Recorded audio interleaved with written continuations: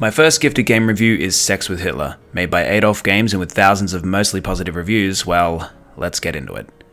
Sex with Hitler incorporates half horny and half shooty and blends the two terribly.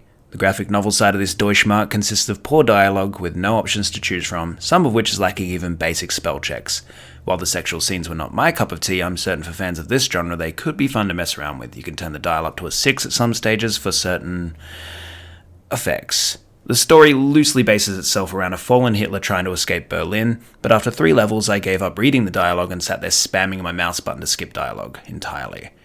The other side of the Deutschmark is the top-down shooter section of the game. Levels vary between pistol, shotgun, rifle and semi-automatic weapons and see Hitler traversing some sort of battle scene either in or out of a building. Being careful not to run out of bullets or die, his only objective is to get to the blue circle thing to continue forth. While some aspects of the shooter were interesting, such as the lighting, music in the game got old fast, made all too worse by music changing when an enemy engages in combat, leaving the soundtrack jumping and stuttering from the adventure track to the battle track over and over again.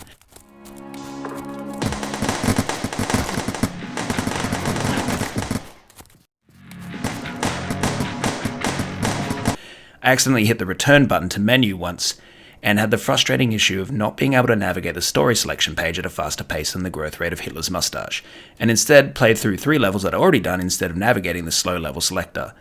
While each level is short, I found them tedious and same, and by the end of the first hour I was getting tired of the game as a whole. Luckily, 5 minutes later I completed the game, uninstalled it and never saw it again.